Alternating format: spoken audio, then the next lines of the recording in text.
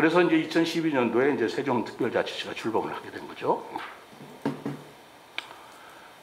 자, 특별자치시로 돼 있기 때문에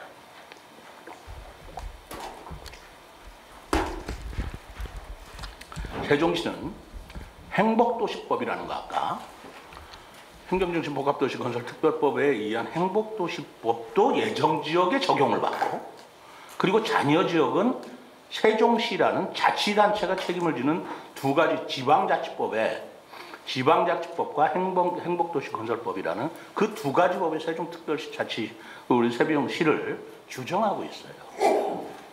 그러다 보니까 예정지역은 인허가권을 행복청장이 가지고 있어요. 저도 행복청장을 했습니다만 좀 막강했어요. 왜? 그때는 예정지역이 거의 건설이 안 됐기 때문에 그 읍면지역이나 여기는 뭐 그게 인허가권이 별로 없고 그 행복도시가 완전히 그때는 8조 5천억을 쏟아붓는 거예요. 제가 행복도시 청장을 할 때 예산이 1조에 가까웠습니다. 지금 2천억밖에 안 돼요. 이제 그동안에 많이 썼기 때문에 그래요.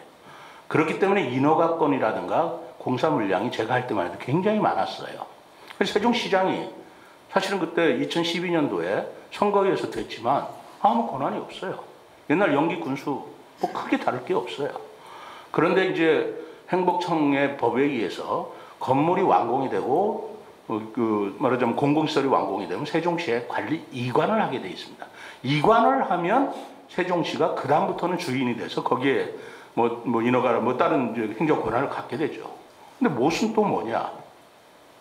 그래 이관을 했으면 이제까지 행복청이 국비로서 짓고 그걸 관리했다면 이관을 했으면 유지관리비도 같이 넘겨줘야 되는 거 아니에요?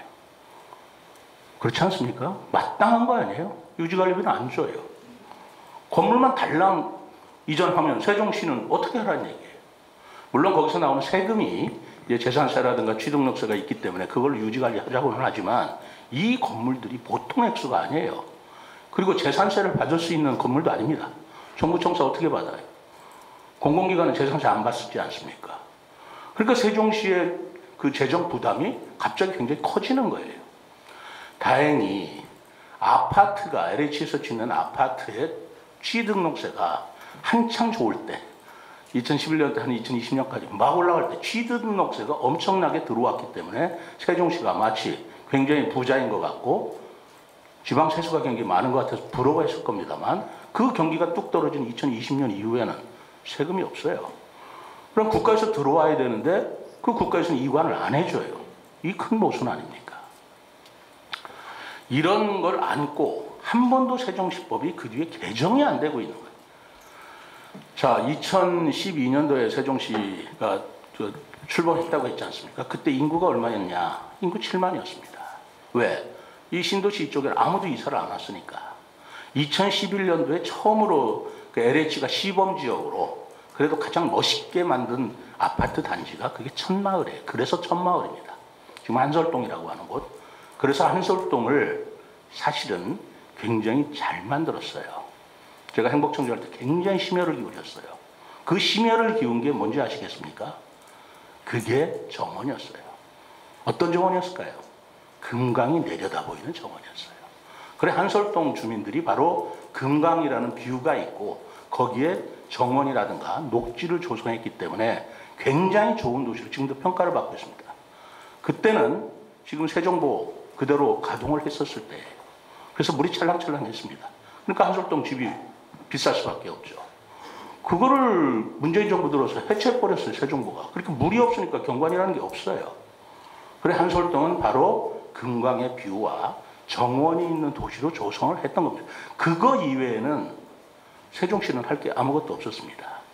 그때 세종시의 인구가 불과 7만이었는데 그때 만든 법이 지금 세종시 특별법이에요. 그 뒤에 뭐 행정이라는 걸 앞뒤를 뭐 미래를 예측해가지고 하긴 해야 됩니다만 그 당시 2010년도, 11년도, 12년도에 출범을 했으니까 출범하기 전에 만든 특례법이 무엇을 규정할 수 있었겠어요? 지금 같은 20년으로 바뀌었습니까? 그러다 보니까 지금 세종시 우리 청사도 택도 없이 부족해요. 그 당시 청사 규모를 어떻게 했냐? 뭐 제가 정확하게 말씀드리면 제가 너무나 잘하는 거예요. 행복청장 할 때니까. 그 당시에 그 행복도시 지원 단장이 이재관 부시장 하다가 지금 뭐 국회의원 하고 있습니다만, 뭐 제 후배고 뭐 당연히 알죠. 맨날 자문을 걷는 거예요. 선배님 어떻게 하면 좋겠습니까? 세종시 청사 규모를 어느 정도는 해야 되겠습니까? 그래서 나는 글쎄다. 인구가 몇만이 늘지 모르지만 인구 50만에는 맞춰줘야 되지 않겠나. 뭐 이런 생각을 하고, 행안부에서는 인구 7만에서 50만이 될지 어떻게 하냐. 그러니까 이렇게 하자. 대전보다는 작고 공주보다는 크게 하자. 그게 기준이에요. 그렇게 할 수밖에 없었어요. 그러다 보니까 세종시 청사가 10년이 지났는데 지금은 어떻습니까? 인구 우리 직원들이 들어가지는 못해요. 10년 앞을 못 본 겁니다. 예술의 전당 어떻습니까? 예술의 전당도 그때 800석인가 만들었어요. 근데 사실 1000석은 넘어야 돼. 2000석은 돼야 되는 거예요. 지금 그래서 제2 예술의 전당이 필요하다고 지금 내가 또 뭐 부르짖고 다니는 거예요. 문체부에. 그거를 늘리느라고 지금 900석인가 1000석 겨우 맞췄습니다. 그것도 규모를 맞춘 게 아니에요. 의자를 더 드린 것 뿐이에요. 이렇게 바로 세종시가 출범할 때는 세종시가 어떻게 발전할 건가에 대한 미래 예측이 정확할 수 없었기 때문에 이런 여러 가지 모순점이 이제 지금 드러나기 시작하는 거예요. 도로 보십시오. 도로 그렇지 않습니까? 도로도 그 당시에 그 좁게 만든 게 사실이에요. 세종시에 BRT 빼고 4차선 이상 되는 게 없어요. 말이 안 되는 거죠. 왜 그렇게 했느냐? 세종시는 대중교통 위주의 도로로 만들겠다. 그리고 아까 환상형 쌍가락지 같은 도로로 왔기 때문에 외곽순환 도로로 들어오면 거기서는 뭐 대중교통 수단으로 들어온다. BRT를 사용한다. BRT라는 게 뭐예요? 그것도 세종시에 처음 들어오는 건데 지하철을 지상에서 만들자라는 게 BRT예요. 교통신호에 걸리지 않는 버스. 그게 BRT예요. 뭐 어려운 개념 아닙니다. 지하에서 지하철은 신호등에 안 걸리는데 지하라는 건 비싸고 답답하니 지상에 신호등에 안 걸리는 걸 만들자. 그래서 BRT 도로를 만들었고 BRT 도로를 만들면서 신호등이 없는 곳에 전부 다 육교를 만들었기 때문에 이 동서로 나가는 횡단도로 거기에 다 막혀요. 그렇지 않습니까? 이 모순이 이렇게 막 생기기 시작하는 거예요. 도로는 좁고 그다음 BRT 도로 때문에 말하자면 철도 하나가 가로질러 있는 거라 생각하면 어떻게 보이시겠어요? 그러니까 저쪽 어딘가요? 그 한솔동에서 스타벅스 앞에 가면 좌회전을 할 수가 없어요. 저쪽으로 돌아가서 유턴해서 돌아가야 돼. 왜? BRT에 가로막혀서. 근데 BRT 횡단보도를 만들면 그건 또 BRT가 아니잖아요. 이런 문제들이 굉장히 많았고, 자, KTX 얘기 솔직하게 해봅시다. KTX 오송에 들을 일은 아니잖아요. 새로운 도시에 세종시 중앙에 들여와야 없습니다. 중앙청사에 KTX 역사 들이는 게 맞아요. 근데 그때 어떤 논의가 있었냐? 애초 계획에도 그렇게 돼 있어요. 그러다가 어떤 논의가 있었냐면 만약에 KTX를 세종시 중앙청사에 그렇게 편리하게 만든다면 그럼 누가 이사 오겠나?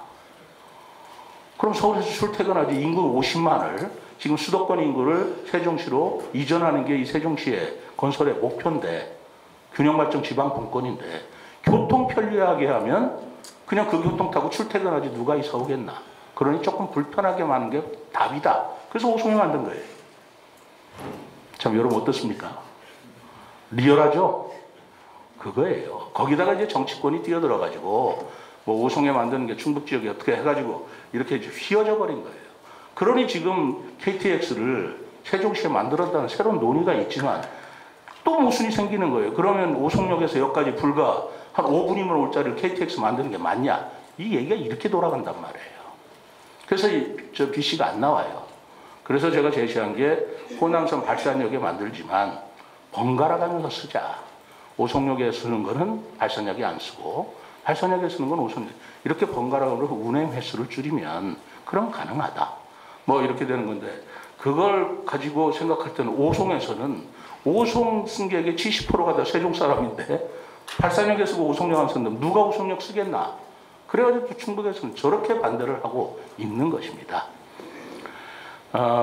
그럼에도 불구하고 이 발산역 문제도 있지만 새롭게 제시된 게 CTX이기 때문에 지하철로 충청권 강양 철도를 만든다라고 하는 것이기 때문에 KTX 역사를 만든다는 것은 그런 문제를 해결하자라고 이제 지금 저는 생각하고 있는데 자기 개념을 이해 못하는 사람은 CTX는 CTX로 만들고 KTX는 어떻게 하자는 얘기냐 자꾸 물어요. 번번이 이렇게 설명을 해야 되는데 좀 이해를 많이 해주시기 바랍니다. KTX 역사에 무리에 생기니까 CTX를 개념을 바꾼 거예요.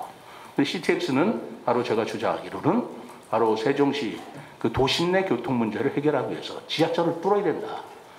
근데 지하철은 도시에서 도시 지하철은 인구 150만이 있어야 수익 구조가 나와요. 세종시는 안 나옵니다. 그렇기 때문에 국가철도망으로 건설해달라.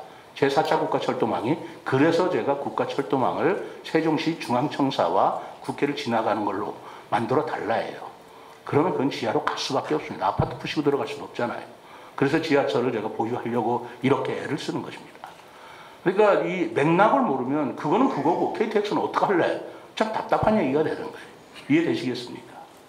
그래서 이런 여러 가지 세종시법과 행복도시법에 지방자치법이 예외라고 하지만 그 당시에 인구 불과 7만이었을 때 만든 법인데 이렇게 세종시가 발전할 줄 예상하지 못한 그런 모순이 지금 마구 드러나고 있는 거예요. 첫째로 조직 특례를 보면 단층제 행정조직을 두지 않습니다. 뭐 그건 좋아요. 뭐 그럴 수 있습니다. 그러니까 저는 시장이지만 사실은 시장 분수가 없어요. 시장 분수일을 제가 해줘야 됩니다. 읍면동장회의를 제가 주재를 해줘야 돼요. 그러면서 중앙을 상대할 때는 광역자치단체장으로서 대통령과 장관들 회의도 같이 해야 됩니다. 전 2배가 일이 많아요. 근데 월급은 2배를 안 줘. 모순 아닙니까? 저는 솔직히 얘기해서 22년도에 시장으로 취임한 뒤에 토요일, 일요일 휴일을 쉰 적이 없습니다.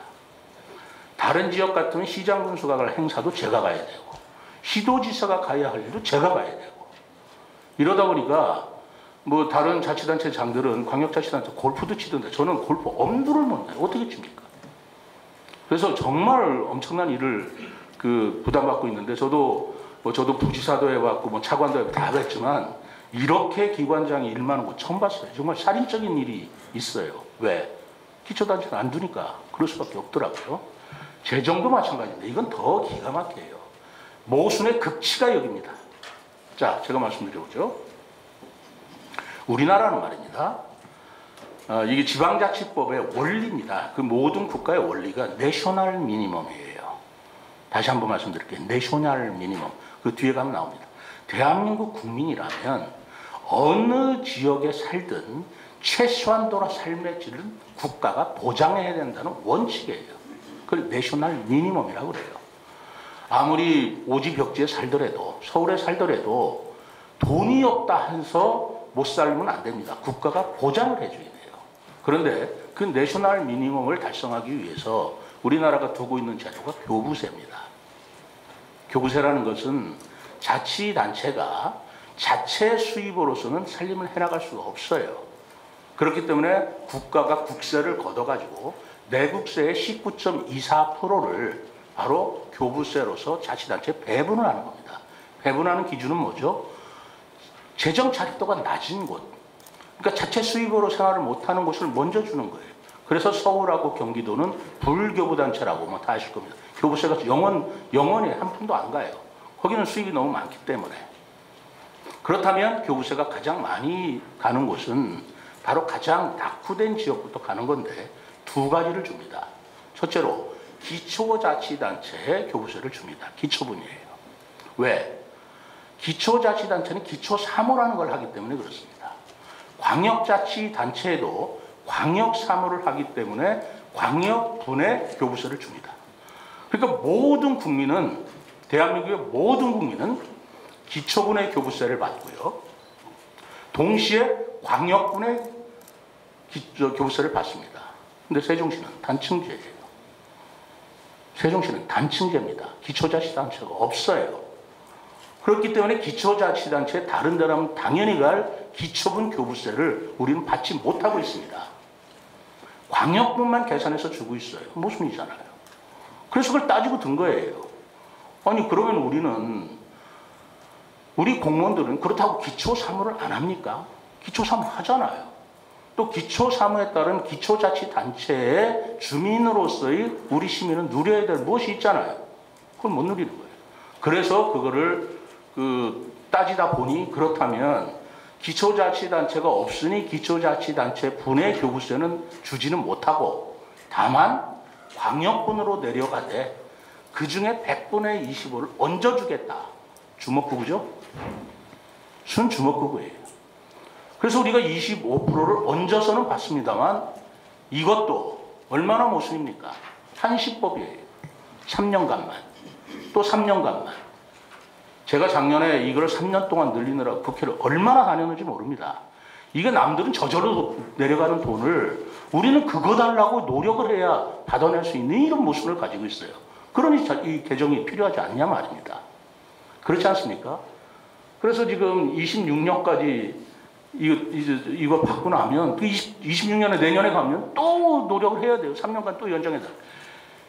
이런 기가 막힌 일이 어디 있겠어요? 이게 바로 재정 특례라고 우리한테는 돼 있는데 엄청난 불이익이 오는 것이죠. 그리고 국가주도 도시개발 추진이라는 게 행복도시법인데 국가에서 주도하고 행복청의 직원들이 해주니까 좋을 거는 같지만 세종시장의 자치단체장이 가져야 할 세 가지 고권이 있습니다. 그게요. 인사고권, 조직고권, 계획고권이에요. 적어도 자치를 한다는 그 단체의 장이 인사권을 가지고 있어야 돼요. 조직권도 가지고 있어야 돼요. 그리고 자치단체의 도시계획권을 가지고 있어요.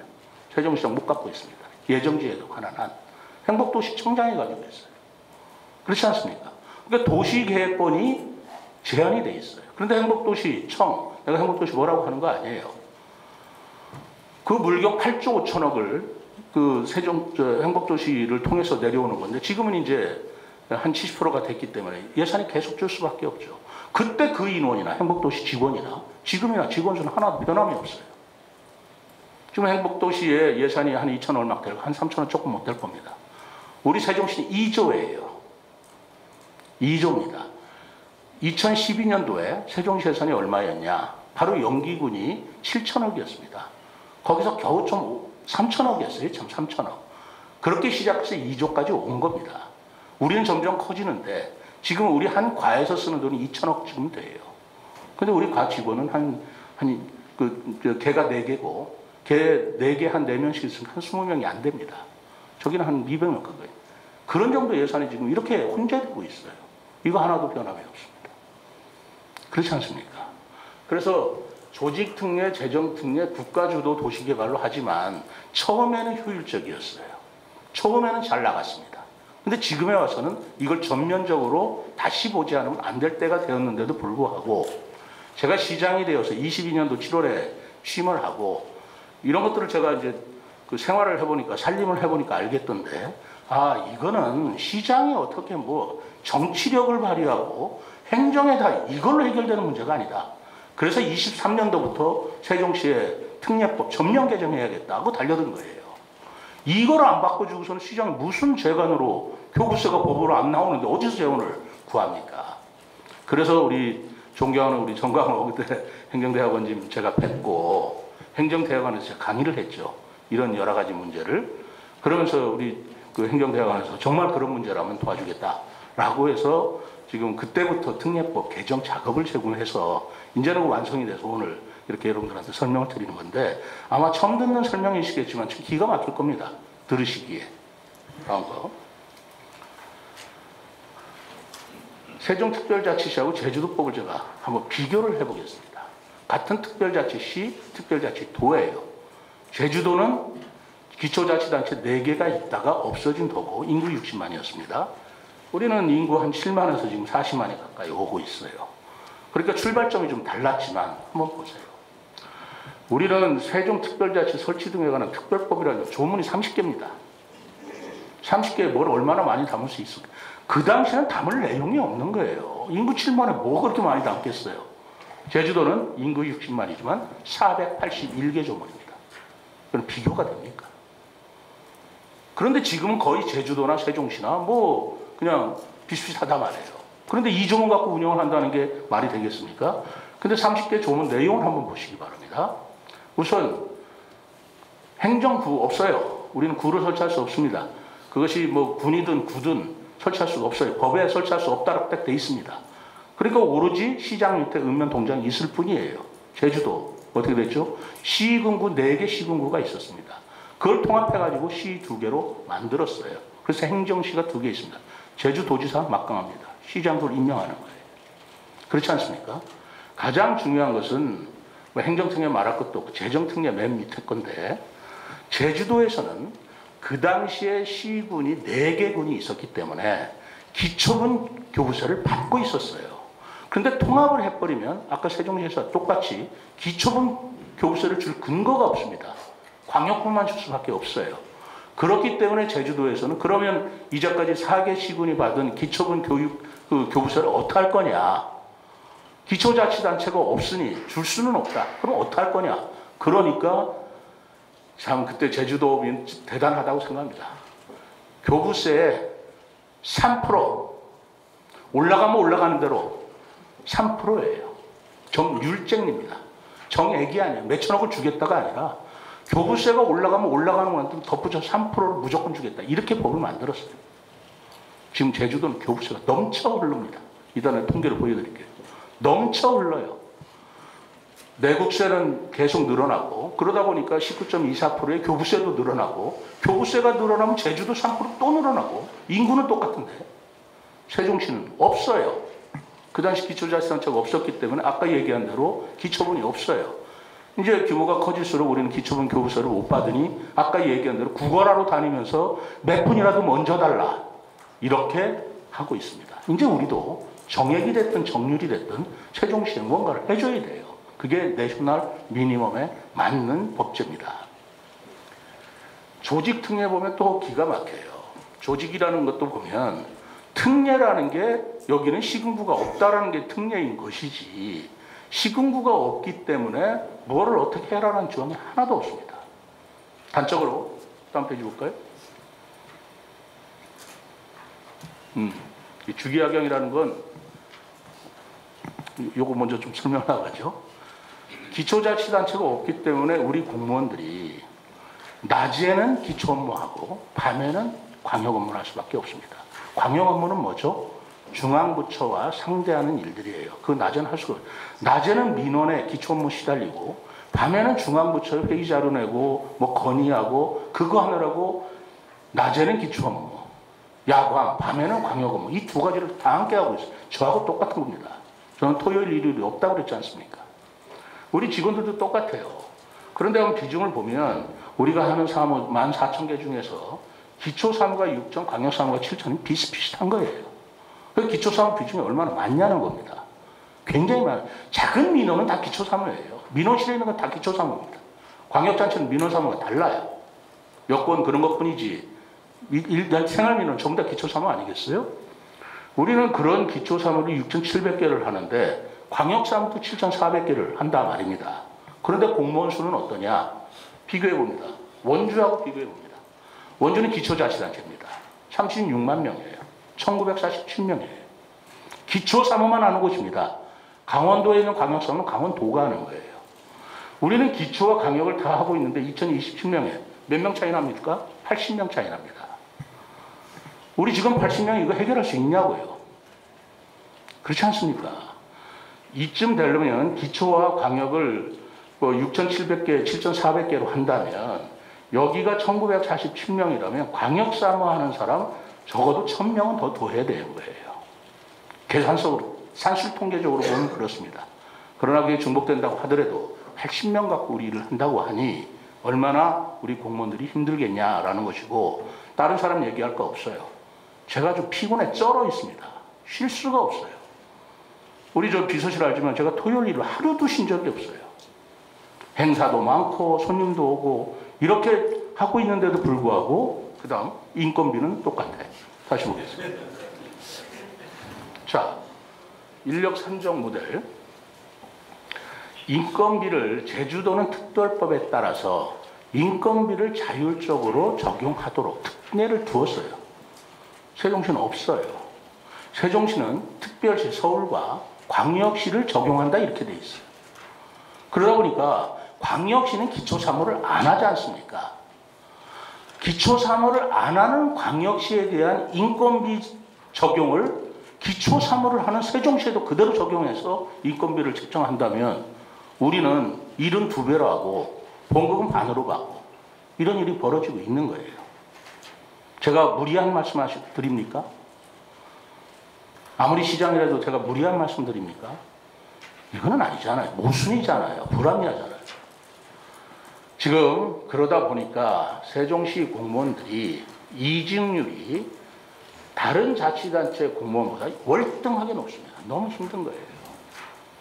그리고 세종시가 신도시이기 때문에 민원도 많고 여기에는 지역 주민들도 각지에서 오시기 때문에 하실 말씀이 많아요. 그러니 우리 공무원들이 16.7%가 지금 이직을 하고 있을 정도로 업무에 과중하고 있는데 인원은 안 늘려줘요. 왜? 인건비도 안 늘려줘요. 왜? 법에 광역시에 준하기 때문에 기초 사무를 한다는 걸 고려하지 않고 법제가 돼 있는 겁니다. 어떻게 해야 될까요? 바로 세종특별자치시는 이런 특수한 예가 있기 때문에 제주특별자치도와 마찬가지로 교부세나 인건비나 조직의 특례를 두어야 됩니다. 더 많이 두게 해줘야 돼요. 그래야 우리 지역 민원인들이 시민들이 좀 더 많은 서비스를 받을 수가 있습니다. 제주도는 충분히 그런 걸 배려해서 다 해줬는데 세종시는 전혀 배려가 없다는 것입니다. 그러니 제가 이 특례법을 만들지 않고 이거 어떻게 해결할 수 있겠느냐는 생각이 들지 않겠습니까? 그래서 지금 이 특례법을 만드는 걸 제가 취임하자마자 시작해서 24년도부터 했다는 걸 다시 한번 강조드립니다. 재정 운영도 지금 충분히 말씀드렸습니다만 아까 얘기한 대로 그 세출의 30%가 이렇게 간다. 당연해요.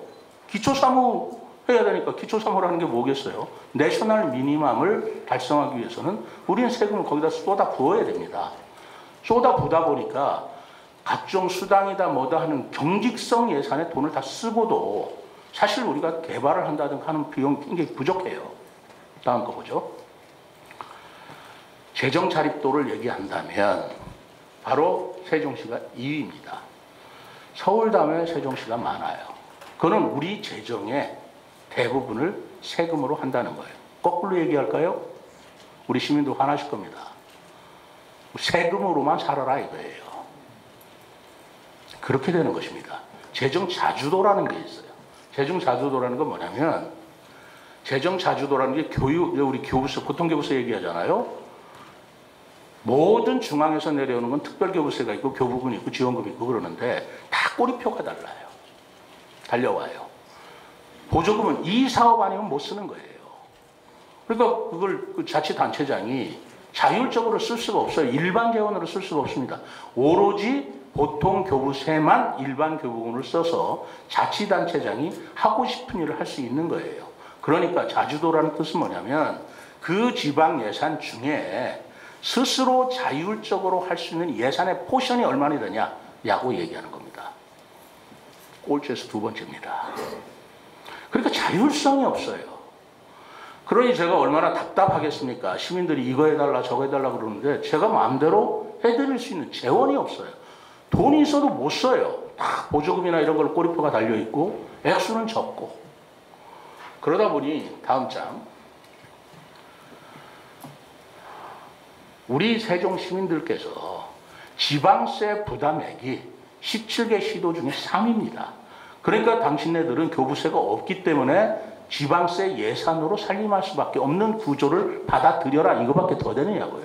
재정자립도가 3위다 그러니까 되게 세종시가 돈 많은지 알아요. 거꾸로입니다. 돈을 안 주기 때문에 재정자립도가 높은 거예요. 시민들의 세금으로만 살림할 수밖에 없는 구조로 법상 되어 있는 것입니다. 그렇다면 그걸 거꾸로 보면 우리 시민들의 입장에서는 내가 낸 세금보다 그 행정 서비스를 받는 그걸 세출이잖아요. 세출액에 내가 내는 것은 우리 시의 입장에서는 세입이고 시민들이 내는 건 세입이고 시민들의 입장에서 받는 건 우리가 주는 세출이 될 수밖에 없잖아요. 그러면 시민들은 1인당 세출액이 얼마나 되느냐. 전국에서 17등입니다. 세금을 왕창 내면서 세출의 규모가 자기가 내는 세금보다 택도 없이 부족해서 우리 시민들은 세금만 많이 내지 사실은 서비스를 그만큼 못 받고 있는 거예요. 우리 기자 여러분들 정말 머리가 돌 것입니다. 이런 재정 운영을 제가 해야 되니 얼마나 힘들었겠냐는 얘기예요. 그러니 이건 법을 개정하지 않으면 안 되는 것이다 라고 저는 생각하고 있는 거죠. 우리 그 1인당 세출 예산액을 보세요. 예산 규모가 지금 전국 예산 규모가 600조가 넘기 때문에 점점 재정 규모는 늘어나고 있어요. 늘어나면은 우리 국민들이 국가로부터는 세출액, 1인당 세출액은 늘어나게 마련해요. 세종시는 줄고 있어요. 이런 현상이 지금 벌어지고 있다는 것에 어떻게 세종시를 전면 개정하지 않고 이걸 그대로 끌고 갈 수 있냐는 거죠. 이걸 끌고 가다가는 저는 모라토리움 선언할 수밖에 없어요. 어떡하자는 얘기입니까? 이걸 행자부나 제 기재부나 알아야 되는데 몰라요. 설명을 해도 잘 들으려고 하지를 않고. 그래서 제가 우리 행정대학원 교수님들, 학자님들이 이걸 아셔가지고 주장을 해야 되고 바로 이 세종시 특례법을 이런 부분을 적시를 해서 내가 국회에서 공청회를 하려고 지금 계획을 하고 있는 거 아니겠습니까? 아까 이제 교부세는 이제 충분히 설명을 드렸습니다만 이 교부세 비용이, 그 비중이 점점 줄어들고 있다라는 것도 문제예요. 왜? 우리나라가 재정 규모가 늘어나면 기초분의 교부세가 늘어나야 되는데 그 부분이 없기 때문에 그래요. 광역분만 25%를 얹어주다 보니 우리가 받는 교부세가 계산상으로 많이 줬다 하더라도 다른 데보다는 불리할 수밖에 없다. 그래서 지금 일부 시민들은 이 부분에 대해서 불합리한 헌법 소원을 지금 제기해 놓고 있어요. 저도 기다려보자 하고 있습니다. 세종시 법에 대한 평가를 이제는 뭐 행정중심 복합도시로 대꾸해서 자꾸만 행정수도 내지는 수도냐라는 부분에 초점을 맞춰서 관심을 가지시는데 그거는 헌법상의 문제고 우리 세종 시민의 입장이나 또는 시장의 입장이나 또는 행정학을 하시는 분의 입장에서는 그거보다 더 큰 모순이 바로 그 딜레마의 패러독스가 세종시 특례법에 있다라는 걸 우리가 인식해야 된다는 것입니다. 그래서 그 부분에 대한 특례나 이런 것들을 그래서 제가 세종시법 전부 개정 필요하다. 전면 개정 필요합니다. 30개조 갖고 안 돼요. 우리도 300개는 돼야 됩니다. 제주도가 478개인데 우리 30조 갖고 되겠습니까? 도적은 행정수도가 된다면 거기에 부가적으로 더 법이 많이 필요할 것입니다. 그래서 이 부분에 대해서 우리 저 교수님들도 그렇고 뭐 우리 언론인들도 이거 뭐 숨길 것도 없고 속일 것도 없어요. 깨끗하게 이제 털어내야 됩니다.